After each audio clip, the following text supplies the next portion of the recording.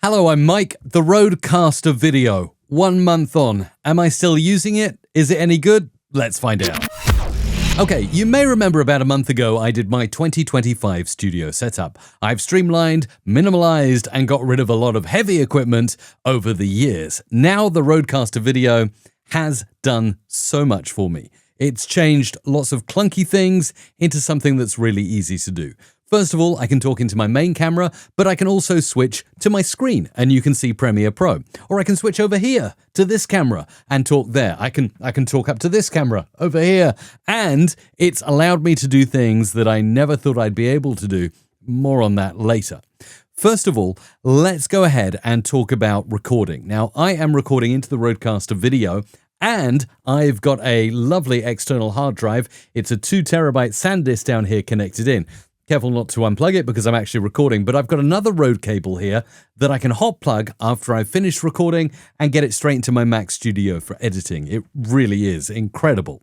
So once I've got that, let's see what editing a video in Premiere from the RODECaster video is like. This is Premiere Pro. I've started a brand new place here to do some work, and I'm simply going to bring in what I need. Now you'll see here, this is how it looks on the RODECaster video. I've got one default track, which is whatever I was showing on the screen from my RODECaster video at the time.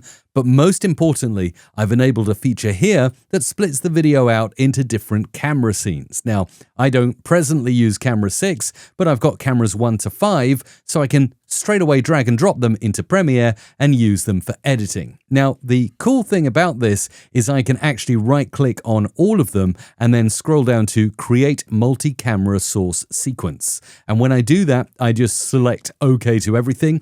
Now, if you want to really customize it, you can, of course, change some of those things, but I'm just going to go with the default, like so, and create that multi-camera sequence. And now I can drag and drop this into my sequence, and look at this. You'll see that I start off talking to this camera with the audio. Let's actually play it back. It's an example sequence where I can talk to this camera, and then I'm switching to another camera. Notice that I'm talking to that camera. So as I turn to talk to that camera, I can actually make a cut here with my blade. And then on this one, I can push the number corresponding to the camera I'm talking to, which I know is camera 2. And look at that. Actually, no, it's camera 3, 4. There we go. Found it. It's camera 4. I'm getting confused. So that's camera 4. And that's how quick it was to change this camera.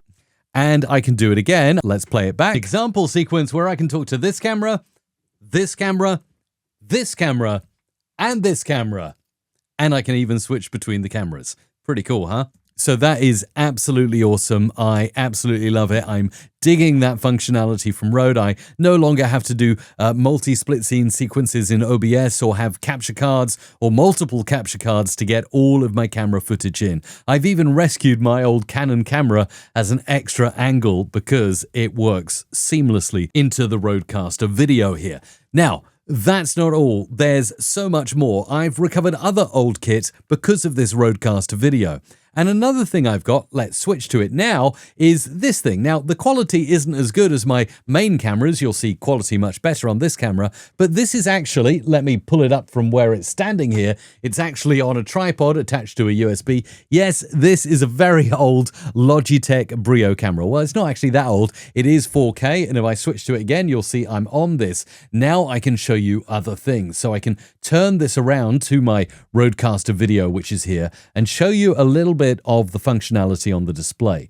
Now, you'll see here that I'm actually recording, but if I click on this, I can actually go live. This is set to one of my channels, and if I were to click that go live button, it would send me to go live right away, which is pretty incredible, isn't it? You'll also see if you look in Rode Central, I've got it connected over Ethernet, and you can go into Stream Profiles, and you'll see I've actually got 2 profiles set up for both of my YouTube channels, so I can select the one I want to go live to, and immediately just hit the go live action on the RODECaster video, and it will send me live on the internet streaming on YouTube. Really cool. Low friction. I'm actually doing more live streams since I've implemented the RODECaster video in my setup. Now, Rode, I know you're listening, so here's a few extra things I'd like to see on the RODECaster video that aren't there right now. If I switch over to my webcam camera 5 and we look at the RODECaster Duo, this is where all my audio goes, by the way. If I click into the settings up here and I go to outputs and we go to processing, you'll see there's actually a master compeller here, which is essentially processing my signal.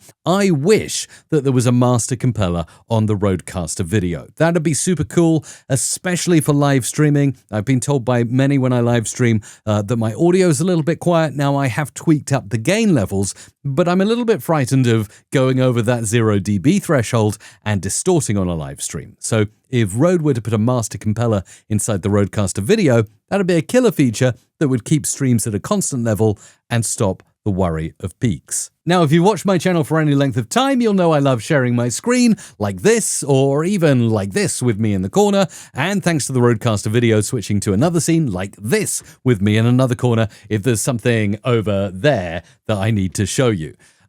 It's really cool. I've implemented this by camera 2 using an HDMI output from my Mac Studio. So what you're seeing here essentially is a mirror for my main screen going into the RODECaster video as camera number 2. One of the cool things to have with screen sharing, rather than having to do all that and connect via HDMI as an extra camera input, would be, well, I'm connecting the RODECaster video to my Mac Studio already via USB.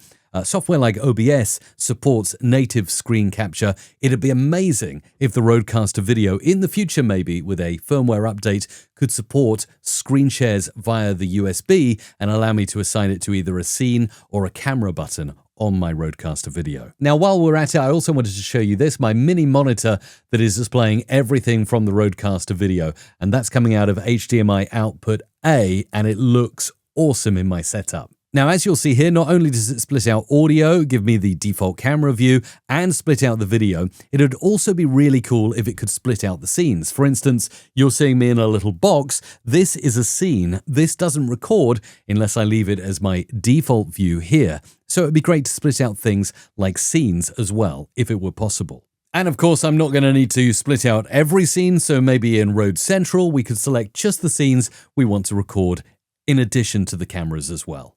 Next up, that disk, that 2 terabyte disk here that I'm recording to, I need to eject it after recording every video I make.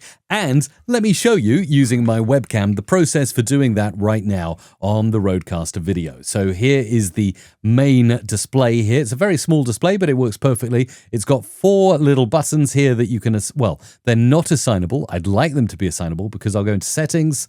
I'll go across 1, that's 2 taps. I'll go in here, that's 3 taps. I'll go in here, that's 4 taps. And then 5 would be to click the eject button right there. So that's 5 taps after I finish recording to actually eject the hard disk that's connected to my RODECaster video. As I'm doing that all the time, Rode, it'd be lovely if the hotkeys on the main screen that show to me all the time enabled me to eject my disk.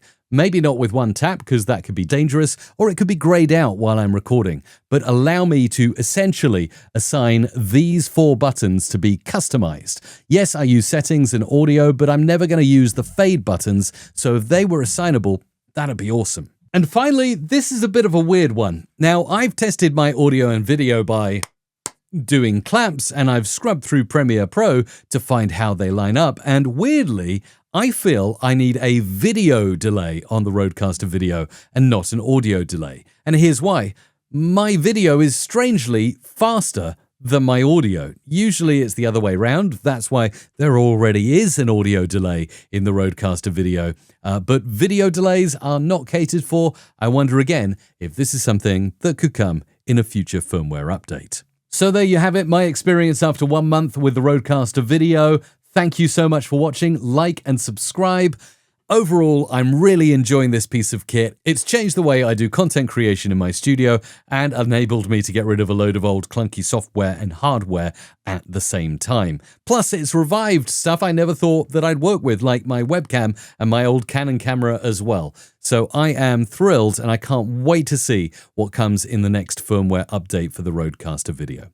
Thank you so much for watching, and remember, if you want more of this content, YouTube is actually showing a video on your screen now that you should watch next. Thanks.